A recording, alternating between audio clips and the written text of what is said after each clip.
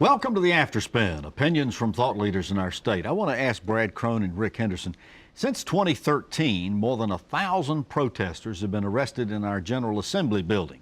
Several of the Moral Monday protesters who were arrested went to court saying the building was the people's building. The legislature had arbitrarily set rules regarding who was allowed, where they could be, and what they could do. Judge Carl Fox ruled that the legislature had the authority to set rules and ruled against the plaintiffs. I want you to comment on the case and the ruling. Brad Crone? Well, it comes from Judge Carl Fox, who is not known as a conservative Republican jurist, but a liberal Democrat from Orange County. And I think that he looked at the case and said the Legislative Services has the right to set what would be rather common sense and practical rules on decorum and how you're going to act in the building. And then if there's disruption, then let the courts decide each individual case, and that has been the case. And that's essentially what he did in this particular case, is Absolutely. it not? Rick, what's your take on it? I think Judge Fox did the right thing in that he said that he's not going to toss this out summarily. He's going to allow these individual defendants to go to trial.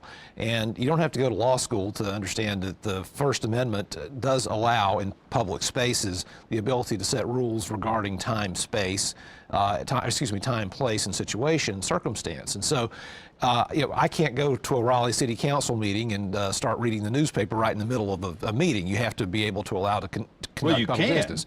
But they can also throw you out, too, for doing so. And so I think he made the right ruling in this case. Another thing that the lawsuit was challenging was the legislature's actual ability to set rules, period, and even to hire its own police force, and security I was getting ready to say, there's some challenge about the Capitol Police Force and the authority that they have. And the legislature's got very, very broad powers constitutionally, and so I think that's going to be a real tough one. I keep going back to my Constitution, and I read where the people have the right to assemble. They do. They have the right to assemble. Well, let's just chase this rabbit for just a second.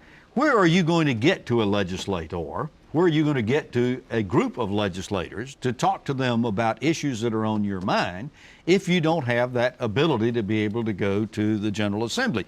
And let's face it, most of them hole up in their offices or on the floor of their respective chambers or in committee meetings, and it ain't easy getting to them. No, it isn't easy getting to them, but you can wait them out. I mean, you can smoke them out eventually at some point in time. They've got to get from that office over to the floor, whether it's crossing the LOB bridge or whether it's walking across the corridors. So I think a lot of it, Tom, goes to the sound, how loud you are, how you approach them, your personal behavior as far as interaction with the legislature. Just so long as you're not disrupting their ability to do business. Absolutely. Yeah. And there's another angle to that, too, in that the building itself has to have some level of safety, and that you have to be able to let people pass through.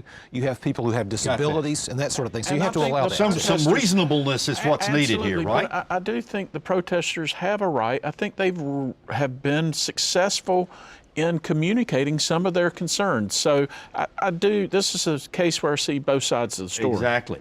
Well, thank you for watching the Afterspin. We'll have more video all during the week on ncspin.com.